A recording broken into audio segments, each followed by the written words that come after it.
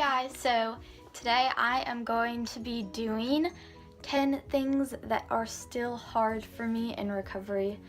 And I am a firm believer that no one really fully recovers from an eating disorder, that they still have kind of like background thoughts, but they're really good at pushing them away and just following what they know is healthy and good for them. I'm just gonna get straight into the list I have. So the first thing is eating in front of friends. I feel like this is harder for me in recovery than it was in my eating disorder, because in my eating disorder I was vegan, and the big thing for me why I don't like to eat in front of friends is because I feel like they're judging my food choice. But when I was vegan and most of my friends were not vegan, I felt like I had power over them and that I had the right to judge them, but they didn't really have the right to judge me. Now, it's also hard in recovery just because I'm eating a maintenance plan and I'm not eating a weight loss plan. And that really kind of just messes with my head, makes me feel really self-conscious, and it's also hard for me to eat with friends because my friends aren't on a meal plan and they can just eat whatever they want, and if they don't want to eat something, that's fine because they don't have an eating disorder. But it just kind of feels unfair to me when I have to eat all of this and they can stop when they're full. So the second thing is grocery shopping, and again, this is one of those things that wasn't as hard for me in my actual eating disorder. So it's really hard just because there are calories everywhere and the food smell kind of makes me nauseous. Like I mentioned before, a big part of my eating disorder is emetophobia, so I'm afraid of throwing up. So the fact that a lot of foods, like the smell and the strong taste, makes me nauseous, makes going through the grocery store harder. And it's also hard to see foods that I once was allowed to buy, like chia seeds, almond milk, and just large amounts of fruit I am not allowed to buy anymore. And that just kind of makes me feel left out. It makes me feel worthless. And yeah, it's just overall not a very good feeling. Another hard thing for me is they always tell you to go grocery shopping when you're full so that you don't overbuy on stuff that you shouldn't be eating. And I hate going grocery shopping when I'm full just because all the food just makes me really nauseous and I have no appetite, so I really don't know what I would like to eat. So I prefer to go shopping on an empty stomach. But since my parents and my sister, they're not in an eating disorder, they prefer to go shopping right after we've eaten something, so that's just a really hard struggle for me. So this one I've kind of always struggled with. I really dislike trying on clothes just because there are a lot of mirrors, and if like one size doesn't fit, then you have to get another size. And just the guessing part, like, oh, I think I'm gonna be this size. And then you get there and it's too small for you. It's just, it really puts a damper on my self-esteem. And yeah, it just really makes me feel bad about myself.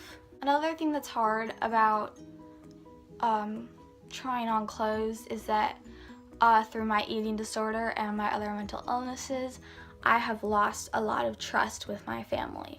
So typically I am not allowed to try on clothes by myself, and it's hard when you're by yourself seeing what you look like, but it's also hard when there are other people in the dressing room seeing what you look like. Okay, so the fourth thing that's really hard for me is listening to hunger cues.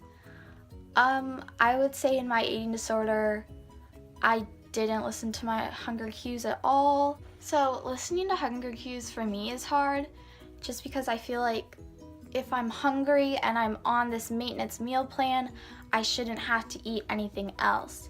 So it's kind of like when I was weight restoring and I got hungry because I had extreme hunger while I was weight restoring. it made me feel really bad because I was on a weight gain plan and everyone else was really full. And even some people were full who were on a maintenance plan, and I was still like ravishing. So that was really hard for me. So a lot of times when I'm hungry on a maintenance plan and I've already eaten everything I need to eat, I do not like to eat anything more just because I feel like I don't need it. So number 5 on my list is itemizing food. And I didn't really know or realize that I was doing it until I got to my treatment center the first time. And it's basically, so let's say you have a plate with chicken and broccoli and pasta. Basically what I would do is I would eat all of the broccoli and nothing else, and then I would eat all of the pasta together and nothing else with it, and then I'd eat all the chicken. Or I would just eat all of the broccoli and all the pasta and then boost for the rest.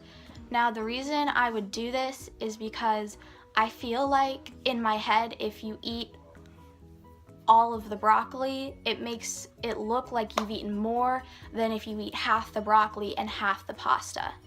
So I think this kind of grew a lot more in my treatment center because I wanted them to think that I was eating more so that I wouldn't have to boost for more than I had eaten, if that makes sense. So I didn't want to eat too much and then boost for half and then have those extra calories. So that was kind of a fear of mine.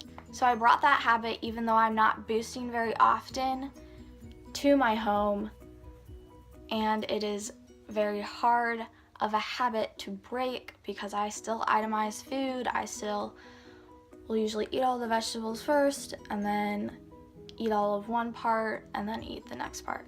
Okay, so number 6 is guessing how much random strangers weigh. This is especially hard just when I'm out in public and I'm just having like a bad body image day. I feel like I judge what people are eating and then I take that into account of how much they weigh, like with their height and their build. Saying this on the internet is kind of making me feel a little bad because I feel like people are gonna think that I'm judging them, but I wouldn't say it really has nothing to do with them. It's really all about my self-esteem issues and how I feel bad about my weight. Number 7 is spitting out food before actually swallowing it.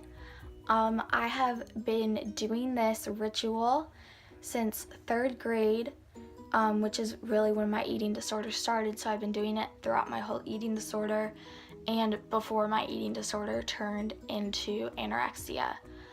So basically my reason for doing this is not to hide food. It is not to lose weight. My reason ties back to my emetophobia. I do this because if I feel nauseous, I will spit the food out like on a fork or against like another piece of food, and then I will end up eating it eventually. I just spit it out sometimes like multiple times before I actually ingest the food. This is really hard in public. I've only been caught doing this a couple times. Usually when I tell people that this is a struggle for me, they don't believe me because they never see me do it. And that's just because I am really good at hiding it and I have been doing it for a very long time. So number 8 is counting the calories in my meal. So that's not like counting them ahead of time and looking at the food labels.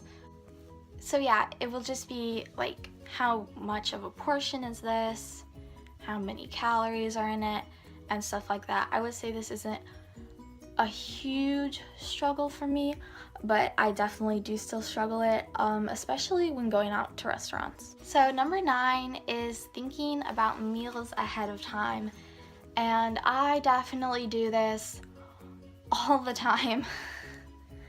I'm constantly thinking about the next meal, the next snack, how many calories it's gonna be, if I'm gonna be hungry or not, if I'm gonna be too full to eat it, if I'm gonna have to boost for it.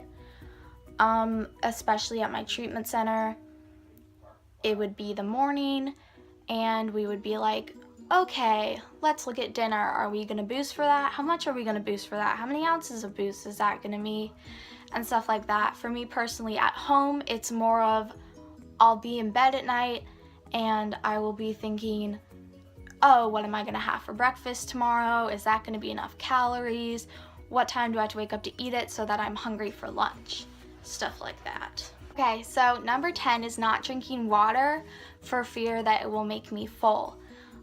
This habit started at my treatment center. I had a big struggle with drinking enough water. So when I had my tube, they had to push multiple cups of water at a time because I would not drink them. And my reason was not because fear of gaining weight, it was just fear that it would make me full and I would not be able to eat any of the meal provided. And I would say that water loading in my eating disorder is very popular. So it kind of tells me that like any water that I drink is going to make me full. So that's just a big fear of mine. Okay guys, so that is all for today's video. I hope you guys can check out my Instagram and see what is going on with me right now. Currently I am doing ECT treatment. That was in my last video. So yeah, I hope you guys have a good day. If you have any questions, leave them in the comments, or you can comment on any of my Instagram photos. I will put my Instagram name on the screen. Bye guys.